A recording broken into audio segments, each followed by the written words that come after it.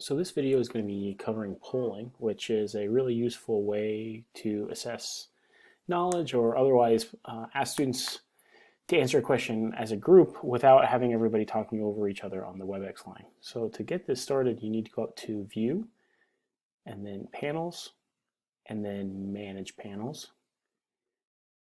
Typically speaking, when you start, polling is going to be under Available rather than Current. We need to move that over. Once we do and hit OK, now we can see we have a new polling panel down here. If it did not come up by default, you can go over here and scroll up to, the triple dots here, and then scroll up to polling rather. You can turn it on and off as you like. There are slight differences between the Mac version of this and the PC version of this. This is the Mac version. The PC version looks different, but it's functionally the same. We start by making questions, so we could say like dogs or cats, and then we can add answers. We can say dogs, cats, not a pet person. So obviously making these things on the fly while you're trying to deliver a lecture is probably pretty problematic, especially if you want to make these answers tricky or really kind of use it as more of a kind of quiz type thing. So oftentimes you might want to make these beforehand and save them so you can use them later.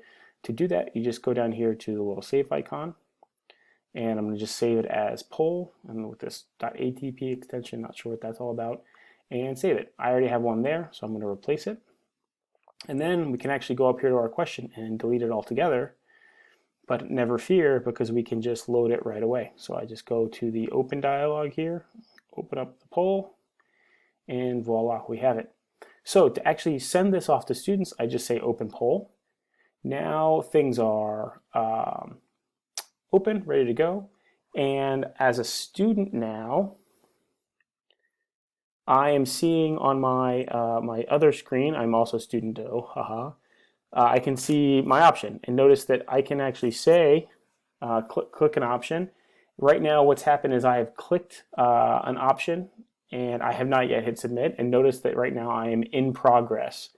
When I go ahead and hit submit, I'm ready to go, and it says, do you want to submit? I do want to submit, and now I'm completed.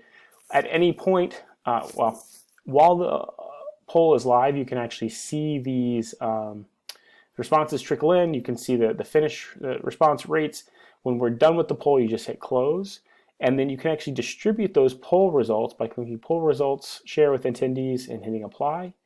And this pushes it out to all users. So on my other computer as the student, I can actually see what proportion of my colleagues responded to each one of the options. So this could be really, really powerful. You know, it's something we do in class, obviously, a lot, and maybe even more than you think you do, subtly or not so subtly gauging understanding of students as we move through a lesson, and that doesn't really have to be sacrificed as we move online. Pretty cool.